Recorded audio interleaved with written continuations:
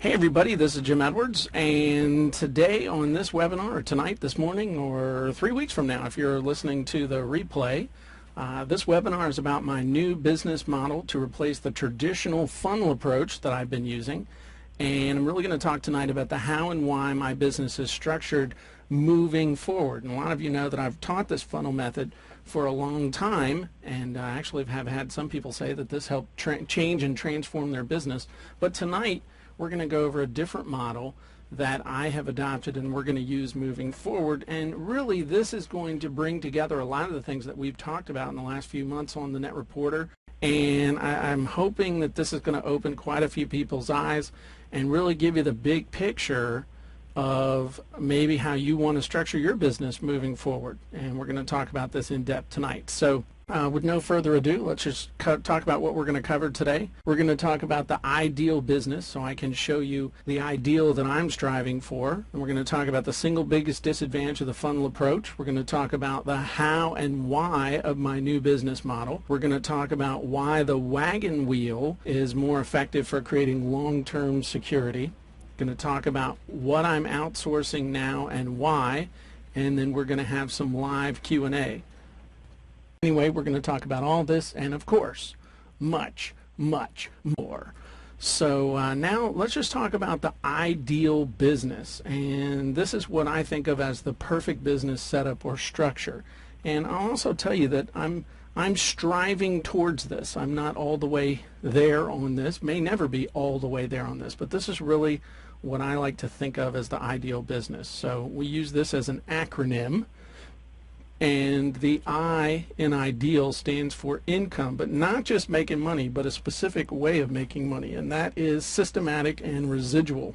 Systematic means month after month, you sell somebody once and you get paid over and over again. And residual income creation is really where you're not trading time for money. And so that's the I in ideal, income, systematic and residual. Now, D in ideal is basically deductions, and that's where business expenses become business write-offs.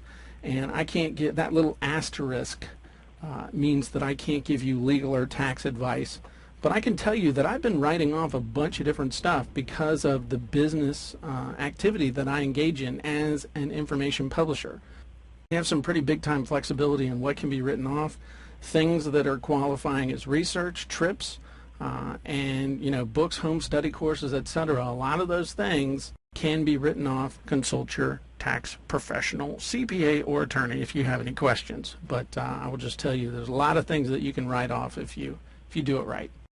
The E in ideal stands for equity value buildup, and the ideal business is where you're building equity.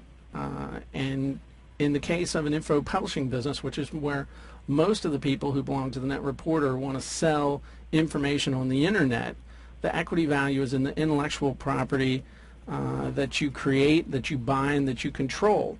So you can build up equity by either creating ebooks, creating videos, creating webinars, creating any type of content that you sell. But you can also create equity by buying it, whether you do it as a work for hire, you hire a ghostwriter, you go out there and you outsource it, or intellectual property that you control.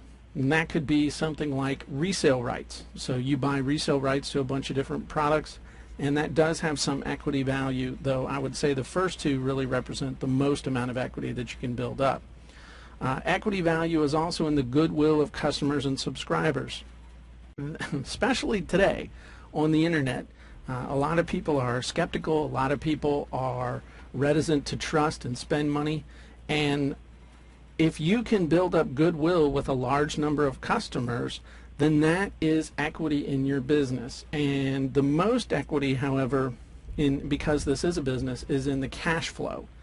And cash flow is king really in any business, but especially in an online business. I mean, there are really only two numbers if you were to say sell your business. And I'm not going to sell my business, so don't worry. You're stuck with me for a while. But one of the things that anybody looks at if they're thinking about buying a business, especially on the internet, is how much are you spending and how much are you making. And how much you're making really depends on, that's going to dictate how much somebody would be willing to pay for your business.